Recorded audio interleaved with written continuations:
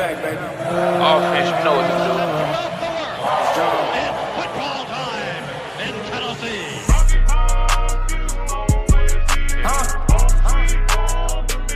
Yes, we do. Get this Tennessee. All right, everybody, welcome in. This is the latest episode of the 1796 Sports Podcast. We got me, myself and Ryan, like always, and then we have Sidelines UGA with us tonight. NVF couldn't be here today, but we have Sidelines UGA. So, Sidelines, say what's up. What's going on, guys? Thank you again for having me on here, and looking forward to another fun weekend between the two teams. Yes, sir. Thanks for coming on. So, Ryan, it's Georgia week. What are your thoughts? We'll go ahead and get right into it. What are your thoughts leading into this game? Yeah. So before the season, I wrote a blog about the ceiling and floor for this Tennessee team. And I said the floor would be rolling into the Georgia game at 7-3, and the East having been lost several weeks prior. And that's where we sit right now. But that doesn't mean that this game doesn't have any meaning. I mean, this game is always important. These teams don't like each other. And I expect the Vols to have a bounce-back performance. I'm not saying they're going to win, but I don't expect them to stack another shitty performance like they had last week. Yeah, so, I mean, we'll get into score predictions later. But, yeah, obviously the Vols coming off a very disappointing, terrible performance. You'd like to think they'd show some fight, which I think they will. But, Sidelines, what's your initial read on this game? This is one that, is always fun for our fan base. I mean, it's a typical SEC East matchup. It obviously means more than usual. It's kind of tough compared to last year. Last year's buildup was so big between the fan bases. Twitter was going insane. Everyone was amped for it. College game day. And, this year obviously didn't live up to the hypes, but it's still a huge game in implications of things going on in the future. I do kind of wish, and I was pulling for Tennessee a little bit later in the year just to make this game a little bit bigger. And, unfortunately other things happen, but it's still going to be a tough matchup. It's never easy going into Rocky Top. And it's also a really good, road trip for UGA fans to go up. We love this time of the year. So it's a nice little getaway trip to Gatlinburg and make a whole weekend out of it. So it's one of those that we always love to mark on our calendars going up to Rocky Top. Yeah, I think it'll be a crazy atmosphere. I mean, very rarely is Rocky Top. Neyland's always rocking. I mean, even at the UConn game, it was electric. Everybody was excited. It might be a little dented because of the shit show that happened last week, but I think the players and the fans, I think everybody will get up for it.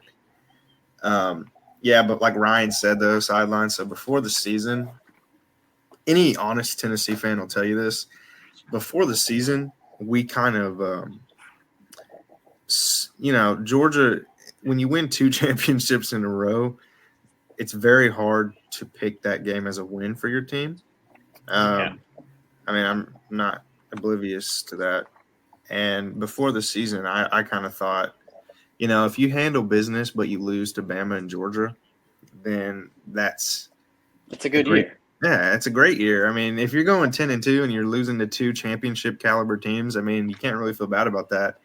But I should have known better. I mean, Tennessee typically stumbles to somebody they shouldn't. The Florida loss looks worse and worse every week. Oh, man. Yeah, and the thing is Missouri will probably beat them by 30, which just sucks. But, yeah, I mean, the point is at the beginning of the season, this is not a game that I thought we were going to win, and I don't think we're going to win now. I mean, especially not now. I mean, just being honest, I think Georgia has a different caliber athlete. I think Georgia's rolling, which it somehow seems like you're playing better without Brock Bowers, which makes no sense to me. But That's the scariest thing, and I was telling another podcast this too. I think it was Ole Miss. And the scariest thing in the world right now is Georgia found out how to put up points without Brock, and now he's back. And that's a more terrifying thing than anything is now you're adding one of the top premier athletes in the sport to a roster that, like y'all said, is already filled. I mean, we got guys that we don't even use that were studs at other team, like Dominic Lovett is, and I talked with Normal Vol fan at the preseason showcase preseason podcast that he's the guy that I was so excited to have, and he's doing his part, but he's not a showmaker like he was at Mizzou or even Ra Thomas at Mississippi State. Like, it's just there's so many targets that it makes it almost impressive when you lose the best tight end in the country and arguably history, and it seems like nothing changes. So, yeah. So I wanted to ask you about that. So what is an underrated aspect of Georgia that everybody talks about Carson Beck, everybody talks about Brock Bowers. Who do you think is an underrated playmaker for y'all that makes a difference in the game? it's got to be Dejon Edwards. I mean, our running backs too. At the beginning of the year, that was my biggest fear. We had unlimited injuries. We were just questionable. But Dejon Edwards was a guy, even in his recruiting process, that most Georgia fans didn't even really know or want. We were so high on getting Tank Bigsby that went to Auburn. And Dejon Edwards has just come in, done his thing all 4 years, and he's just never been that huge UGA running back name. But he's done his job, and he casually puts up stats. So that's the most underrated guy that, goes under the radar for opposite teams until you play him, and you're like, damn, who's number 30, and why does he have 100 yards and 2 touchdowns? Like, who is this guy? So yeah, I feel like I would that's definitely say him. Oh, for sure. I think that's a great answer because when you look at like brand name SEC running backs, I mean, I don't think he's the first one that comes to mind, which is crazy because Georgia's the best team in the nation. You'd think that like every player would get constant media coverage, but you're right. I mean, he doesn't get which I mean, granted, he doesn't have quite the pedigree of these guys, but he doesn't get the coverage that like Gurley got or Chubb got, so. Mm-hmm. Ryan, did you have a question for Sidelines? Yeah, I was going to ask, do you see anything from last year to this year that makes this year's Georgia passing attack as elite as it's been? I think the biggest thing when it comes to the passing attack is, a lot of people had questions about Carson Beck, but even from his recruitment, he was a gunslinger from the start. And it kind of took that little bit of fold because Georgia's never been a pass-heavy guy. And I got this stat a little bit earlier from another podcast of this is the first year Georgia's been throwing the ball percentage-wise more than running the ball since Kirby's been the head coach at UGA. So it's still kind of new to us, but you could see it in the first few games of our season when they finally just took the handcuffs off Beck and let him just sling it. The stats started going up, the scores started going up, and I think he really proved himself as that he could handle it when we went to Auburn. Like, the last fourth quarter, couple drives is when we were like, okay, you know what, this guy can control the offense and win us games. We don't have to, Jake Fromm him and just hope we don't lose. He can be the game manager. We can actually rely on Beck to win us games himself. Yeah, absolutely. I mean, it's like you alluded to. I never thought I'd see a Georgia team in my lifetime that passes the ball more than they run it. It doesn't seem like it's Georgia's DNA, but I think Kirby Smart has realized that Carson Beck is good and he can sling the rock around. So yeah, I mean, I think Carson Beck. I think that's what makes it. I'm sorry. Go ahead. No, go ahead. I think that's what makes like the Kirby Smarts and Nick Sabans of the world, as good as they are, is they evolve around the talent they have. I mean, Nick Saban is the greatest for that. They evolve around the talent they have instead of just being stubborn and saying, hey, we are a run dominant football team first. We got to do this. Or, they evolve around whoever's on their staff that year and whatever the roster provides. Yeah, I mean, I think Carson Beck is kind of an unsung hero because I'm not going to lie. I mean, before the season, I kind of thought he was a jag. Like, I thought he was just a guy, like, whatever. Georgia's going to win because their defense is going to dominate. And, Brock Bowers, you don't have to be prime Peyton Manning to hit Brock Bowers. But no, I mean, it's totally been the opposite. Like, I mean, if Georgia, if you can say they have a weakness, I guess you could say the weakness would be run defense, which is weird. That's, you don't have a – now, correct me if I'm wrong. I mean, obviously you know the team better than I do, but when I look at Georgia's defense, especially the defensive line, I mean, there's no Jordan Davis there. I feel like the front seven of Georgia's defense isn't as scary as it typically has. Now, granted, it's probably still better than 99% of the front sevens in the country, but I just feel like it's not on that Georgia, standard from a few years ago. But yeah, it's just totally surprised me because, like you said, in the Kirby Smart era, you're used to teams that run the ball and play defense, and now the fact that like they've kind of relied on Carson Beck a little bit, it's weird to see. Yeah, I mean, I'll keep on going on it too. So pretty much, guys, with the front seven, it's been to Georgia standards, which I know we sound spoiled as all get out, but like when you see at the beginning of the year gashes for over 100 rushing yards and all this, we were a little concerned, but we also knew going in the fact that like, look, you don't have a Jalen Carter on the D line anymore. Now, I love Nazir Stackhouse, I love all of them to death, and they've done well beyond what they're capable of. But when you lose a Bear Alexander in the transfer portal and you lose all the guys to the Philadelphia Eagles, your rush defense is going to be a little bit less than it was the years before. But, as a casual fan looking at it, people got a little frustrated with it. With our linebackers, though, it helped tremendously. Small Munden and Pop coming back was huge. Now, Pop's obviously out, and based on Holly Rowe's comments during the Ole Miss game, it looks like he's going to be out till about the playoffs is the timetable. And, you lose a guy with that much experience, but on the flip side, our team speed just got 10 times better with the freshman coming in. And I'm going blank right now. But, with him coming in, it is absolutely huge. So he'll be a big aspect to this game as well. Let me pull up his name. I don't know why I'm going blank on it.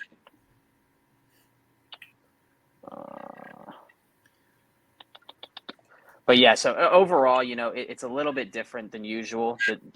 The way Georgia's winning. I mean, it helps when you got your returning All-American safety and Malik Starks. Javon Buller's back and moved back to safety. And then in the nickel position, you got Tyke Smith, which is, having a hell of a year. I don't know how he's not semi-finalist for the Thorpe Award and all that, but, it is what it is when it comes to that. Yeah, so I guess if you were an opposing coach and you had to come up with a game plan to beat Georgia, what's your game plan? Oh, man. So, I would say score fast, but every single team has scored the first drive, and I've even got money that Tennessee scores on the first drive just because it's easy money. But if you look back at statistics throughout the year, defensive-wise for Tennessee, if you're traditionally a cover 3 base zone, if we get y'all in zone consistently, it's not going to be pretty. Now, on the flip side, if you do man D and blitz like y'all love to, I think this game could be closer than a lot of people think. Based on this year, the two teams that have run man defense and blitz consistently were South Carolina and Mizzou. South Carolina held us to 24 points. Missouri held us to 30. The two cover 3 base defenses we faced were Kentucky and Ole Miss. And we put up 52 and 51 in those games. So it's a huge difference. And, Tennessee's going to have to do a hybrid, and they have before under Willie Martinez.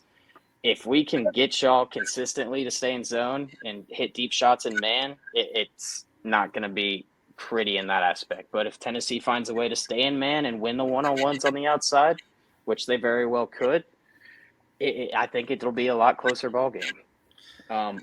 Offensively, the most confusing thing as an outsider looking in is if Heupel finds out how to actually use Sampson, it's a nightmare. Dude's a stud. He's an Alvin Kamara all over through and through, but even the same aspect of why the hell is this guy not playing? Is he not? Exactly. I don't know if you remember, but we were asking the same thing about Kamara. Yeah, exactly. Now, don't get me wrong. What's his name's a stud too, right?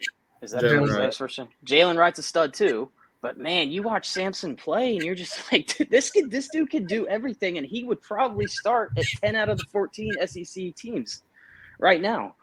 So That's what if we they talk figure, about that all the time. Like he could definitely transfer after this season and secure a starting job for a very like prominent school, 100%. So the way to beat Georgia is going to have to, you're going to have to establish the run game, and it's going to be tough. You're going to have to take your 5-yard gains, 3-yard gains, and stick with it. Because if you don't, it's going to turn out like Ole Miss. I don't know why they stopped running the ball, but the second Judkins stopped touching the ball, that game got out of hand quickly. And defense, you're just going to have to bend but don't break. If you hold UGA to field goals, you got a shot to win. You let them score in the red zone. It could get ugly quick. Ryan, what are your thoughts on that? Yeah, the thing that I see in sidelines, you can tell me if this is a trend or not for the Georgia defense. When Missouri came into Athens, they consistently ran an outside zone and attacked the edge of y'all's front seven and had pretty decent success with it. Now, is that something that's an anomaly, or has that been happening for most of the year? That's been the constant concern right now is the edge. Auburn did it they did it in a different style. They did it more with Peyton Thorne in the read option. Mizzou, dude, Schrader's a stud, but man, it was frustrating because every single time they ran it to the outside zone, it was at least 5 yards. And Florida tried it, but we all know how I feel about Florida. And if you don't, I'll gladly share more. They're just a poverty franchise. So they tried it, but they couldn't do it. Yeah. Kentucky, Benny Snell tried to. He was unsuccessful. And then Judkins had really success on it early in the game last week. And then I don't know why on earth Kiffin decided not to continue to do it. But Kiffin does what Kiffin wants to do. Yeah. And we touched on Sampson for just a little bit there. I don't think it's any surprise that in the games we've lost, he's gotten 0 touches against Florida, 6 touches against Alabama, and 5 touches against Missouri. That's inexcusable. Correct. Yeah. What was it? Were we talking? It was Kentucky, right? The game where he just single-handedly took over in the fourth quarter. Yeah, it looked like he made himself a star and an undoubtedly huge part of the game plan going forward. And then we did the same bullshit we did on the other road games at Missouri. Yeah, it's a weird situation. I don't get it. I mean, I know Jalen Wright is amazing, but okay, he could outsnap Jabari Small. Sidelines. We use 3 running back. Well, we mostly use 2 because Sampson Jabari doesn't. Yeah. That's insane to me. I know it is weird. I've said it all season. No offense to Jabari, but Sampson is so much better than Jabari Small. But Heupel has his guys, and he plays them. Something you said though that does concern me is you said typically we'll have to win 1-to-1 matchups in man. Don't think that's going to happen. I don't know if you've seen since Kamal Haddon, is out for the season.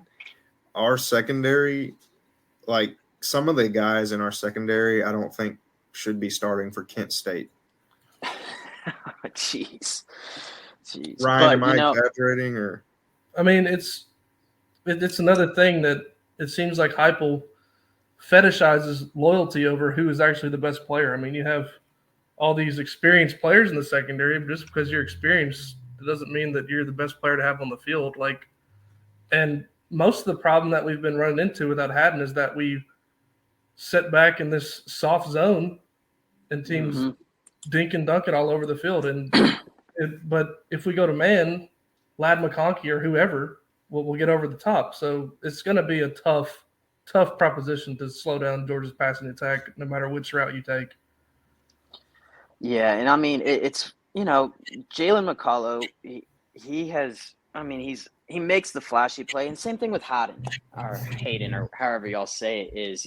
I saw him always get dogged on Vol Twitter and SEC Twitter, and rightfully so in most parts. And then all of a sudden he started to become a little bit of a lockdown corner, and then of course, unfortunately, he got hurt. But yeah, McCullough's going to have a big day, and who's y'all's other Slaughter? Slaughter's going to have to be big for y'all, because if we go, That ain't which I happening. know, which is tough, but if Lovett and McConkey can do what they're usually doing, and you add Bowers into the effect, it's a tough matchup to go up to if you don't trust your DBs.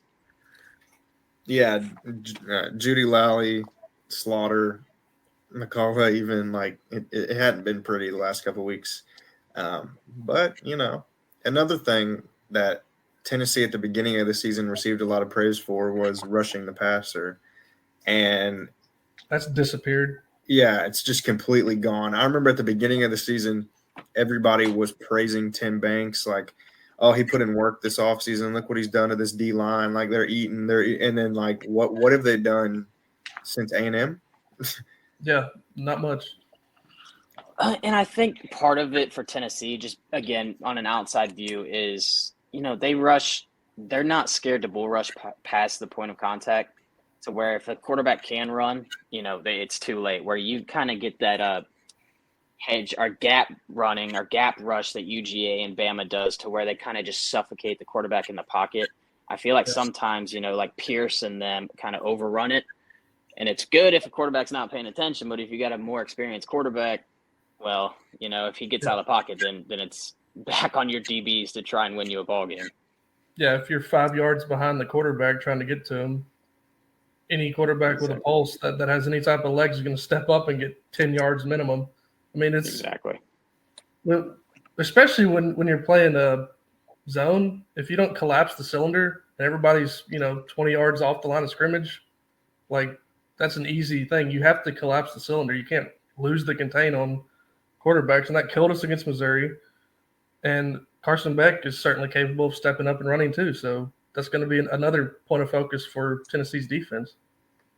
Yeah, I mean, that's what's concerning to me. Like, Georgia's not the team you want to be playing if you're trying to get your pass rush back on track. Yeah. The hope is that the home crowd wills them into some sacks and the coverage holds up for a little bit, because Tennessee's going to have to rush the passer to have a chance in this game, bottom line. Mm-hmm. I do think being at Neyland matters. It does. I don't think it's going to matter in the win-loss department, but I do think it matters in terms of keeping it respectable. I just don't see our guys getting blown out at home. At least I hope not. I mean, that would be – but – Go ahead. And the interesting thing, too, about it is, Neyland is, again, arguably top 3 hardest places to play. But it's just as weird as it sounds, I'm almost happier it's at Neyland this year than it is in Sanford. Because if it was at Sanford, I feel like this would be one of those just, okay, let's get things right heading into Bama, or like slightly overlooking. Now, Kirby, obviously, being an alumni at Georgia, playing at Georgia, getting destroyed by Peyton Manning throughout his years and his bloodlust for Tennessee, it kind of has a more focus. In the last 3 trips to Rocky Top, they've put up 41, or minimum of 40. And the other weird thing, too, is, I know y'all don't play them as much as, other guys, but at Auburn is a nightmare of a place to play, especially for Georgia. It's where dreams go to die. And the crazy stat out of that game, even with the score being what it was there was 0 false starts. So that's going to be the major factor I'm looking for, is how loud can that stadium be off the bat? Can Tennessee get ahead early? And if we got a lot of those pre-snap penalties that we didn't have at a ruckus Auburn stadium. That's a good point, because it would be easy, I feel like, seeing Tennessee just got blown out by Mizzou. I think it would be easy for Georgia to overlook it. It could be a trap game if it was at home. But that's a good point.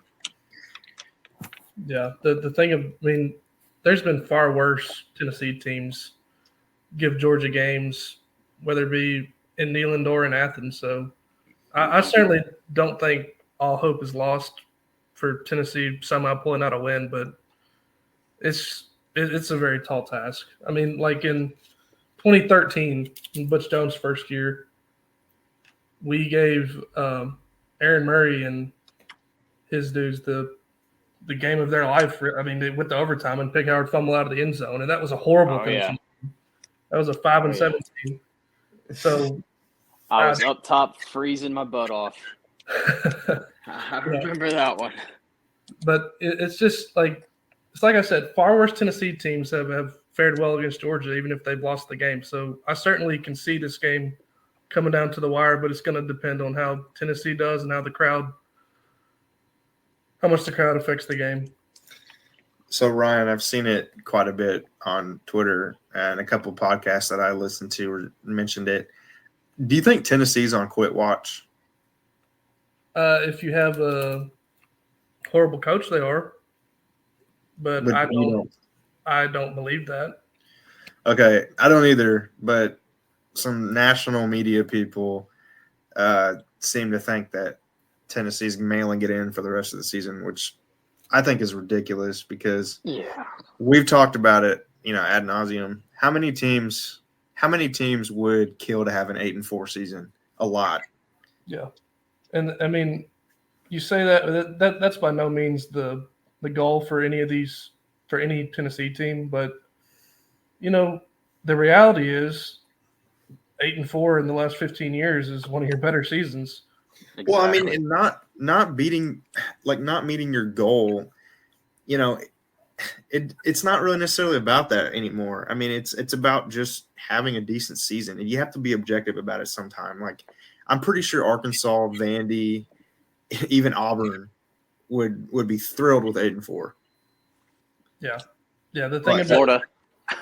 Yeah. I mean, Florida might not make a bowl. I hope they don't. It'll be 3 years in a row of poverty down there. Yeah. The thing about this game is that if you have any pride in the orange jersey in Tennessee at all, you give Georgia a fight. If you don't, you give up and mail in the season. And that would be a huge red flag for however Heupel's tenure plays out. So I really hope that the team shows some kind of effort. I do not buy into the quit watch thing at all.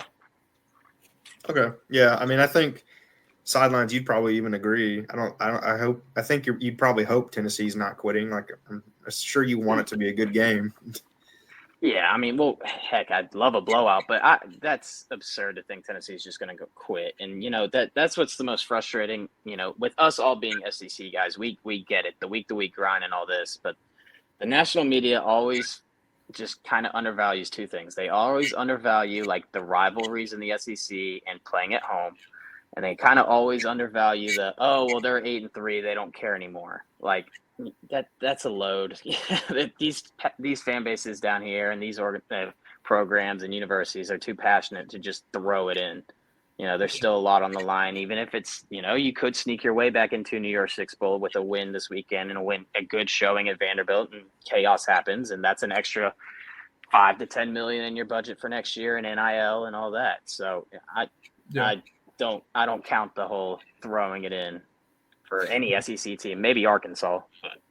Well, else, I don't see. Plus these guys are competing to play at the next level.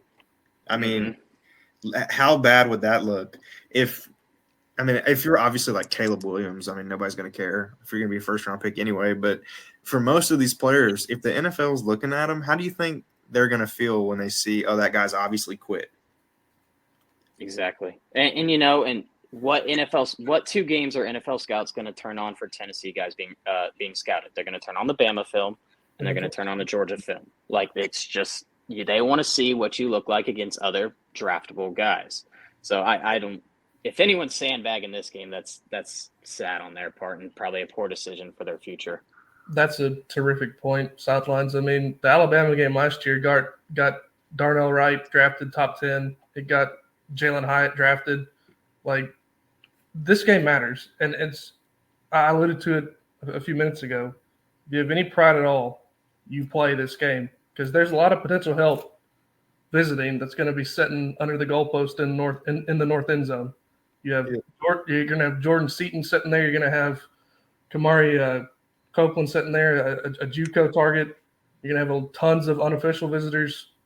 what would it tell them if you go out there and mail it in, and what would it tell them about the coaching staff that they're being recruited by? You have to show some kind of effort. So that's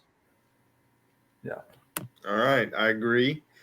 Let's we're about that time now. If everybody wants to give a brief summary and prediction for the game, Ryan, we'll start with you. Yeah. So my motto, if I was Josh Heupel for this week, would be 2 words: fuck it. Go on 4th down, blitz, be aggressive on defense, take deep shots, trick plays, onside. Wait a second. Are you saying that we should play beamer ball? No, I'm not saying we should play beamer ball. I'm saying a hint of beamer ball. But like it's like we've already said it. I said it to start this thing. You're not really playing for anything past the final, past these last 2 games in the bowl game, but you still have a chance to say something. So, and you have nothing to lose besides the game, which you're probably going to lose anyway. So just play balls to the wall, do whatever you can to win and give yourself an edge, and try to ride the home crowd to a win. Attack the edge, like Sidelines said, might be one of the weaknesses of Georgia. Take the deep shots. Do anything you can. Now, at the end of the day, I think Georgia has better athletes, and I think the Vols are going to come up short by probably 13 to 17 points. So I'm going to say Georgia 38, Vols 21. Sidelines? Yeah, main thing for us is, make sure you show up. Make sure the fans go home a little bit earlier than what you want. Don't make this be a last-second game, or it's going to be a nightmare.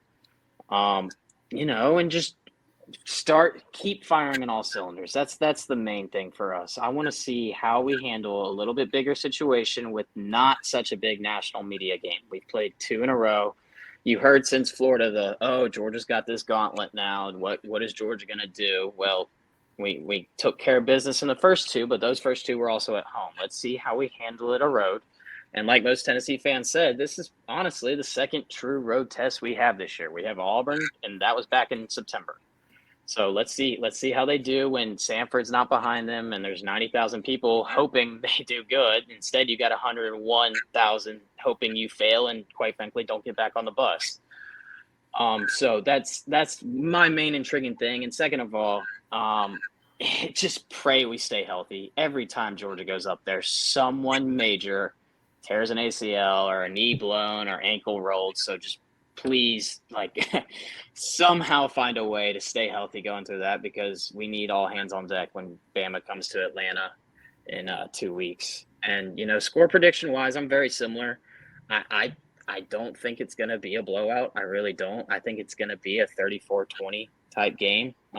Dogs will win, but I don't see it being a comfortable win. I think Tennessee, like you said, is going to throw everything on deck. They have, quite frankly, in their mind, nothing to lose, like y'all said. So you're going to see Tennessee put up some points. I don't know whether it's going to be like a late touchdown or not, but I think 34-20 is around the area that I'm confident in saying the score will be at the end. Yeah, I mean, we're all pretty close. I think, Tennessee will probably start out hot. I think, like you alluded to earlier, you might even see Tennessee get a first possession touchdown.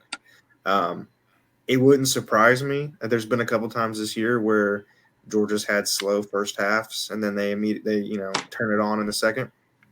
And wouldn't surprise me if that was the case Saturday. I think, Tennessee will come out with all that crowd energy and, might keep it a game for the first half. Probably similar. Basically what I'm saying is similar to the Alabama game for us, where, we dominate the first half and then Saban makes adjustments, Heupel doesn't, and we get blown out in the second half. I think in the second half of this game, it's going to become apparent, like Lane Kiffin said, got to coach better, got to recruit better. We don't have the depth that Georgia does. We're not able to rotate in 5 stars off the bench like Georgia. I think it'll just become apparent that we don't have the horses this year, and Georgia will probably pull away. I'm going to say about 44-20 is what I'm thinking. I think in the first half, it would not surprise me if it was like 17-10 Tennessee, and then Georgia just completely dominates the second half, because that just seems like that's how Georgia plays right now, and that's how Tennessee plays right now. So, yeah, that's about what I'm going with. I can see. Yeah, I can see any three of those. I can in that range of 20 to 27 points is where I think Tennessee's gonna sit, which is around average for them. I think at home y'all are around like 30, 35, 32. So yeah, I mean, it would be disappointing, obviously, and I mean, I'll go ahead and say it. I think it would be our Super Bowl if we won this game, especially considering we have nothing else to play for right now. So, being the ones to – when's the last time Georgia lost? Like 2 years ago? it was Bama in the SEC championship was the last loss. Last regular season loss was to Florida, unfortunately, in 2020. Yeah, see, so being the first team to beat Georgia in the regular season in 3 years would be pretty cool. That would be huge. Huge. Yeah, but I think that's a really good point, Bryce. This is obviously going to be Tennessee's biggest game left this season, so that could definitely factor in. yeah, I mean that is a thing. You know, it is Tennessee's Super Bowl. I mean, we're not going to be going to Atlanta. We're not going to be going to wherever for the college football playoff. So, I mean, this is the Super Bowl. So, whatever they have, you should see it this weekend. Yeah, absolutely. Absolutely. So, Sidelines, what are you most worried about from here on out? So, obviously you're not too worried about Tennessee, but there's potential for a screw up, but all three of us think you'll get through it. And then you'll bludgeon Georgia Tech. Don't get me started on Tech. A little redheaded stepchild of the state. Yeah. So, I mean, is there anything remaining on your schedule that, I mean, obviously Atlanta, I'm sure you don't think Atlanta will be a cakewalk. No, God, no. I see. I'm with y'all in this, and I even buy a cigar with my volunteer friend every time y'all play Bama. I can't stand them. I can't stand their fans, but damn, they're so good. Even when you want to write them off, they just turn around, and now they're the hottest team and all that. And Jalen Monroe is literally the definition of Georgia's weakness right now. You know, he slings it deep, and then he can also run for 80 yards and have 400 yards rushing by the end of the game. So my biggest fear right now is Jalen Monroe single-handedly. And then college football playoff-wise, I would say, the team I really wouldn't want to run into right now would be, Oregon. What's going on in the Big Ten doesn't really faze me. Michigan, they threw the ball for 60 yards last week. You can't do that against Georgia. Florida State's got talent, but again, I don't really know what Florida State is. I mean, at the beginning of the year, they looked phenomenal, but we found out LSU's defense is Helen Keller on steroids, and Clemson's turned out not to be the Clemson we all know and enjoy. So Dabo's got his own issues down there. So really, guys, it's if you can find a way to not stub your toe and kneel in this weekend and find a way to beat the GOAT again in Atlanta, which we haven't done since Saban's been there. And we were 0-4 against Bama in the SEC championship game since Saban's taken over. And, stay healthy. Those are my three biggest concerns, and they all align around the Crimson Tide, which has always been our kryptonite throughout all Kirby's era. Yeah. You mentioned something there, Sidelines. How sweet was it for your first championship in 40 years for it to come over Alabama? Oh, so I was thankful enough to be there, and despite it being 10 degrees outside with a wind chill of -5, I stayed out and drank till about 3:30 a.m. the next morning, and I made sure to let every Alabama fan know that, the Dogs were on top and everything. So it shed a couple tears, as I'm not afraid to admit, but that was definitely one of the best nights by far of my Georgia fandom growing up and everything. So, Well, I would love nothing more to beat them again, but I don't think anything will top that. And, TCU last year wasn't anything remotely as emotional as that. So just the roller coaster of finally beating him. And, even in that game, Stetson had a fumble with like 5 minutes left in the 14 minutes left in the fourth quarter. And you're like, oh no, here we go again. We're going to blow a lead again. Bama's going to find some rabbit out of a hat and pull it off. But so it was definitely an emotional but amazing night for us. Yeah, I couldn't imagine. I hyperventilated when we beat them in the regular season. So that was fun too to watch. Did you cry Trust me. Did you cry like Butch Jones? Me, yeah, sure. Sidelines, who's your NFL team? As weird as it sounds, mine is the Jaguars. I'm not a Falcons fan. And the reasoning behind it is a weird story. So my elementary school years, I still lived up in Philadelphia. And up there is not college football. I mean, you got Penn State, but that's, mediocre at best now. So I was always heckled and whatnot because I would always wear my Georgia stuff. And they would always say, well, who's your NFL team? You got to have an NFL team. So growing up, I picked Jacksonville because they were just terrible. I knew none of my friends were going to ask me how they did or if I watched the game or not. So I always said Duval. And with Georgia playing in Jacksonville every year, I got myself a Reebok custom Jaguars jersey from 2004 and rocked it from then. And now they're actually kind of good. So I turn it on and they got a couple dogs on the team. So I watch them as well. But oh, that's great. So we're double rivals then because we're obviously Titans fans. Titans fans, yep. Yeah. Oh, God. So our life is just great right now. But we are just living the high life. Yeah. See, I don't try. To be honest with you guys, I mean, I turn on Red Zone and I'll watch it for fantasy reasons, but I'm not like mad or upset or anything like that if the Jaguars lose or anything. So I mostly follow just for fantasy. So And, this is like blasphemous, but I've always told Ryan this. Like as long as we've known each other, I've always told him the Jaguars have the best uniforms in the league. Save for that couple years where they wore the like diarrhea jerseys. Yep. But like, ever since then, the Jacksonville's jerseys now like this season are fantastic. But I love them. I rep my Garden Minshew jersey still. So best I back refuse in to the buy league. another one. Yep. Refuse to buy another one because Jacksonville always seems to get rid of their best player eventually. So maybe Titans will turn with that, but Gardner Minshew is my man until I decide to buy another one in a couple years. Well, all right. That about does it. Anybody got any final thoughts they want to talk about Tennessee, Georgia this weekend? Yeah. What? Go for it. I wanted to ask you one more thing, Sidelines. So this quote's been flying around all week from Tate Rutledge. I don't know when he said it, but he said Neyland is better than Sanford in a roundabout way. Did he actually say that, and when did he say that?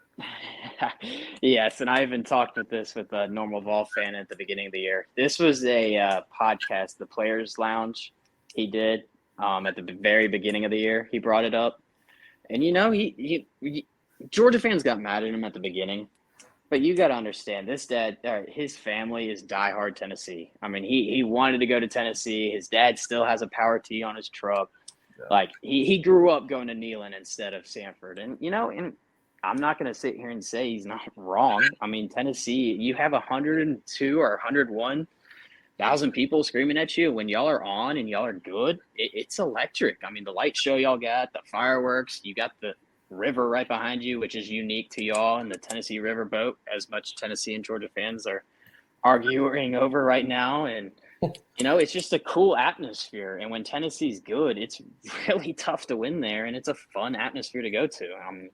I've gone to Tennessee games with Georgia not even playing in it, and it's just to go to the atmosphere and check it out with some of my buddies that are Tennessee fans. So it's a fun place to play. And, Georgia fans took it a little slightly, but at the end of the day, he's kind of got a point. So it's what it is. I definitely don't disagree with them. And Bryce, why don't you tell Sidelines what you think about Sanford Stadium?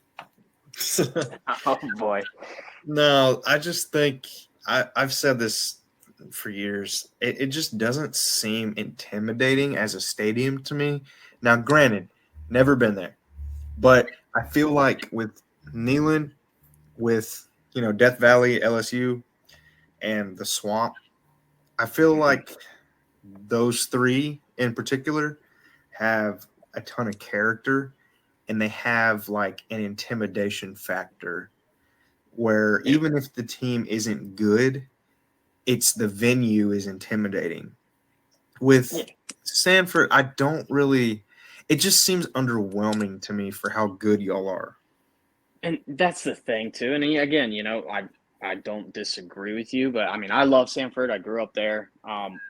We go through like an identity crisis as fans. It's through the Mark Richt years. It was, oh well, here we go, 9-3, 10-2, and now that Kirby's kind of bringing this new energy and whatnot, you started to see more of a pickup, and you started to see the renovations happen and all that. But even if you check the Twitter feed, 2 weeks ago against Missouri, I was there. I'm a season ticket holder and been going to games since 2003. Even against Mizzou, it's a top 12 matchup, and it was just people were sitting down, and it was quiet, and it was just never ruckus. And that's what I think holds back Sanford compared to the others is we still have kind of an older fan base to where it's more tea and crumpets and you can get loud, but then on the flip side, you get a game like Tennessee last year, and it's like, well, where the hell has this been? Like, everyone's screaming, everyone's not leaving during the pouring rain, and then like the same thing against Ole Miss last week. It's like, if you do this every single week, no one's going to think Sanford's a library. But you've got to stay consistent with it, and I think that's where the stadiums like Neyland and Death Valley and Jordan Hare get their props. Is it doesn't matter if they're playing New Mexico State or UConn, they're still going to give you living hell like you're playing Bama. Like it's just consistent. So the biggest word around that is just consistency with Georgia, and I think we're getting there. But it's also very tough when you have the high expectations, and when you're not winning by 30, you're pissed. Like it's tough. Bama's going through the same thing. Bama could be one of the toughest places to play every year if their fans actually, cared more than just covering a spread. Yeah, I was going to say that. Like, I feel like a lot of times Bama isn't as intimidating as you'd think it would be. Like, it's not as loud as you would think it would be. Mm-hmm. Yeah, and I've been down to Alabama, and it was in 2019, and we gave them somewhat of a game until the fourth quarter. Like, if Alabama doesn't roll immediately, and it seems like Sanford might be this way too, like everybody's sitting on their hands nervous. And, so I think that's just a byproduct of being spoiled by such good performance. So it's a give and take. At least they're not at least Georgia fans aren't like Kentucky fans, and you all flock after after halftime, the stadium's empty. Yeah, we stay through it. Now, some might be quiet, but I got pneumonia at least twice throughout my college careers there. Just because, Kentucky comes to mind 2019. It was like 32 degrees and pouring rain. But, damn, I was front row of the student section. I sure as hell wasn't leaving. So, it cost me at the end. But I can say I did my part. But, that's the thing right now is just consistency. And at least they stay, like y'all said, and we'll see. When you look at our schedules half the time, our home slate at the beginning of the year, it doesn't look good and people get disgruntled. And then you all of a sudden have a top 12 Mizzou team walk in, and then you aren't the loudest stadium in the country. Is kind of frustrating to other fans. So, yeah, but how we annoying proved it against Ole Miss. So sorry, man. No, you're good. How annoying is it that y'all never get to play Florida at home? Honestly, this is where half of our fan base is cut in half. It's just, I love Jacksonville. Like, I love going down there. It's so fun for us because it's our fall break as a student. Yeah. It's just a time that you can just, I was drinking Jack at 9:30 a.m. just getting after it. But, the home and home thing with Florida, it's just one of those unique things. And I even talked to like an Oklahoma and Texas guy about it. Yes, it'd be cool to have it home, but just the specialty and the uniqueness of Georgia, Florida being in Jacksonville makes it unique. And then they also tried it. And the reason why it stays in Jacksonville, and also the reason why it's never a night game, is we just don't like each other. Like, we really don't. I see it all the time of like, oh, it's not that big of a rivalry. But like, every single time we're there, there's constant fights. I mean, constant fights throughout the years. And when Florida came up to Athens with Spurrier, it was the most destroyed the campus has been. And, Georgia returned the favor when we went to Gainesville, and we did vandalized and all that too. So it's just a safer way to go to Jacksonville. There's half of us, half of them. At least it's equal numbers when we all brawl out in the parking lot. Florida fans are trash. They're white trash. Terrible. They're terrible. I think it's probably fair to say, I think all three of us can agree on this. We all root for each other when we're playing Florida. Oh, my gosh, yes. I mean, shoot, I even had a Tennessee jersey growing up when they played Florida. I bought every single SEC jersey growing up, and every time they played Florida, I'd go hang out with my Florida fan, and I'd wear that jersey. Well, I tell Ryan all the time, like, I would rather Georgia and Bama, and I know a lot of people don't agree with me, but I would rather Georgia and Bama just keep dominating shit every year than somebody that's not us win it, if that makes any sense. Like, yeah, it's a lot more easy for me to accept that Georgia's just going to kick our ass every year than, like, Florida all of a sudden getting good and lucking their way into a championship. Like, that would piss me off. But, like, okay, Georgia and Bama are just another level. Like, okay, whatever, I can accept that. Yeah, and that's the thing too. I told Normal Vol fan too at the beginning of the year, like, I know Twitter's a different world than what everyone else lives in, but like Georgia and Tennessee aren't top 3 rivals to each other. I mean, we might be to y'all, but like for us, it's y'all are maybe 5th. So like Twitter's different. Georgia Twitter and Tennessee Twitter are number 1 rivals. Like they go ham. I see it all the time. I'm involved in it half the time and whatnot. But like traditional wise and whatnot, with Georgia having Florida, Auburn, and Tech, and then you mix in a South Carolina or Clemson even, and then Tennessee, y'all have hatred towards Kentucky, Bama, I guess Vanderbilt, yeah, and like South Carolina's starting to become one, I think, and if Drinkwitz keeps running his mouth, that's going to become a rivalry sooner than later, and it's just like it's a good SEC matchup, but it's not the hatred that the nation wants it to be. Like they think, oh, Tennessee, Georgia absolutely hate each other. Well, we don't like losing to each other, no. But, at the end of the day, if I turn on a Tennessee-Bama game, I'm not rooting for Bama, I can tell you that. And I'm not rooting for Florida, and I'm definitely not rooting if y'all play Auburn or Tech. So I did a poll. I did a poll at the beginning of the season. And I asked Vol fans what team they hated the most. And I did Florida, Georgia, Alabama, and then other.